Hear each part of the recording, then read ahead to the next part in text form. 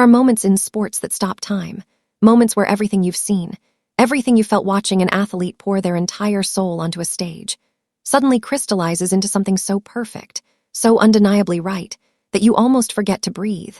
And that is exactly what happened on the night of February 19th, 2026, inside the Milano Ice Skating Arena in Milan, Italy, when a 20-year-old girl from Oakland, California, with striped hair, a lip piercing, and the most fearless smile you've ever seen on a competitive athlete, glided onto the ice to the opening notes of Donna Summer's MacArthur Park Suite, and proceeded to deliver one of the most breathtaking, emotionally overwhelming, historically significant figure skating performances in the history of American sport.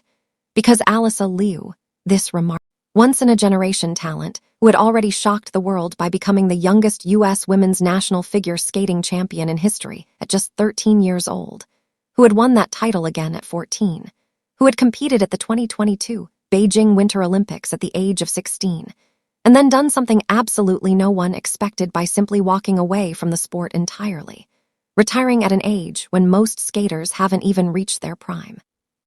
Stepping off the ice and into a normal teenage life, because she realized she had been skating inside a machine rather than living inside her passion, performing choreography she hadn't chosen, and wearing costumes she hadn't picked, and moving to music that wasn't hers, and competing for reasons she couldn't quite name anymore.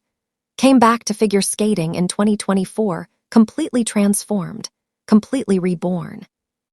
Walking back onto the ice not because anyone told her to, but because she went skiing for the first time in her life and felt that rush of flying, that adrenaline, that sensation she had only ever found on frozen water, and it pulled her back like gravity. And when she returned on her own terms, with creative input, with her own music choices, with a program that came from the inside out rather than the outside in, and the results were immediate and stunning. She won gold at the CS Golden Spin of Zagreb. She captured the 2025 U.S. National Championship.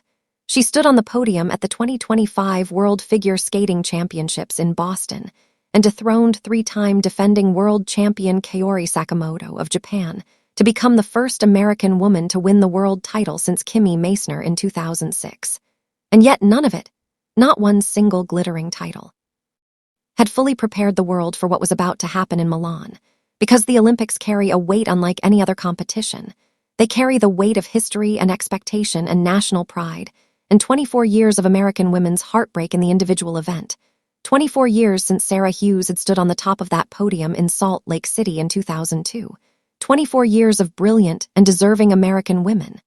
Michelle Kwan, Sasha Cohen, Gracie Gold. Brady Tennell, who had come so close and walked away without gold, and now the pressure of all of that history rested on Alysa Liu's shoulders as she entered the Milan Games as the reigning world champion and the heavy favorite.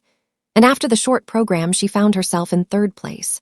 Not first, not second, third, sitting behind Japan's Ami Nakai and the relentless, battle-hardened Kaori Sakamoto, who was absolutely desperate for the Olympic gold that had eluded her in Beijing. And a lesser athlete, a more fragile competitor, someone skating under the weight of what this moment meant rather than the joy of what it offered, might have cracked under that pressure, might have tightened up, might have skated with careful survival instincts rather than the blazing artistic commitment that a program like MacArthur Park demands. But Alysa Liu is not a lesser athlete, and she is not a fragile competitor. And when a reporter asked her before the free skate whether she felt stressed at the Olympics, she laughed and said, "Oh, hell no, because competitions are where she's least stressed because people get to see what she does, and that's why she does it, to share her work, to give the audience something to feel." And so when she stepped onto the ice for the free skate on February 19th, she was smiling the smile of someone who had already won in the only way that mattered to her. And then the music began. Donna Summer, MacArthur Park Suite, the 1978 disco masterpiece that transformed a 1968 Jimmy Webb ballad into a sonic cathedral of strings and synthesizers, and the most gloriously dramatic voice in the history of popular music. The queen of disco herself soaring above a wall of sound that builds and builds and builds until it absolutely detonates in an explosion of rhythm and emotion that demands total, unwavering, full-body commitment from anyone who dares to skate to it. And Alysa Liu dared. She more than dared. She embraced it completely. She dove into that music head first and swam through it with a freedom and a fluidity that made the entire arena forget they were watching a competition. Made them feel instead like they had stumbled into something sacred, something rare. A young woman in a gold sequin dress lost in a disco fantasy, spinning and leaping and gliding across the ice as if the music were lifting her physically, as if Donna Summer's voice were literally carrying her from one end of the rink to the other. And the jumps came one after another. Triple flip, triple lutz, triple loop, triple salchow, triple toe again, double axel. 7 clean triple jumps flowing out of her as naturally as breathing, landed with the casual authority of someone who has been doing this since she was 5 years old and never once stopped loving it. The only blemish across the entire 4-minute program being a slightly traveling flying camel spin that cost her a fraction of points in the technical panel, but meant absolutely nothing in the sweep of what was unfolding before 20,000 screaming fans in that Italian arena. And when the final notes of MacArthur Park rang out and Alysa Liu struck her closing pose and then straightened up and flicked her ponytail and turned to receive the roar of the crowd, the sound in that building was enormous. It was visceral. It was the sound of a sporting world recognizing that it had just witnessed something it would talk about for years. And she skated off the ice and looked directly into the camera and shouted with pure, unbridled joy the words that immediately became the quote of the entire games. And then she sat in the kiss and cry with her coach and waited for the scores to come in. And when they did, 150.2 in the free skate, a career best, a program component score that reflected not just technical excellence, but genuine artistic mastery. It launched her to the top of the leaderboard with a combined total of 226.79.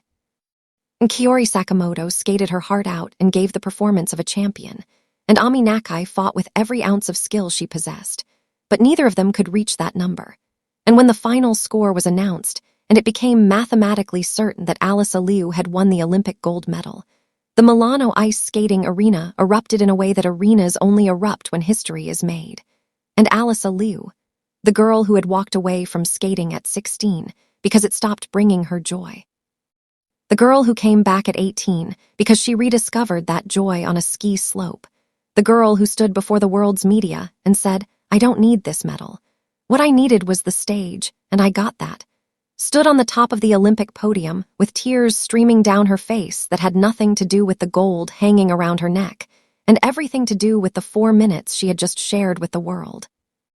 And former Olympic champion Tara Lipinski, watching from the NBC commentary booth, said she figured out how to compete without carrying the weight of it.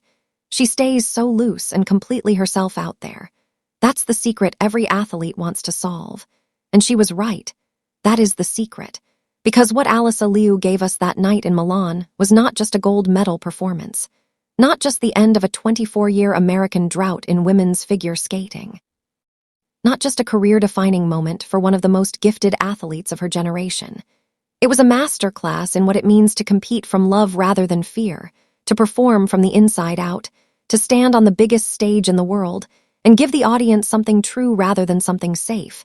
And the fact that she chose to do all of that to Donna Summer's MacArthur Park suite. My favorite, our favorite, this towering, sweeping, almost unreasonably dramatic piece of music that has been making people feel things since 1978. That carries in its strings and its synthesizers, and Donna Summer's transcendent voice, some essential truth about longing and beauty, and the way the most magnificent things in life are always temporary and always worth celebrating. The fact that she chose that music above all music, that she trusted the drama of it, trusted the audience to rise to meet it, trusted herself to fill every note with genuine feeling rather than choreographed approximation, makes this performance not just historically significant, but genuinely, deeply, lastingly beautiful. A reminder that figure skating at its highest level is not a sport at all, but an art form. A conversation between a human being in motion and the music that moves them. And on February 19th, 2026, in the city of Milan.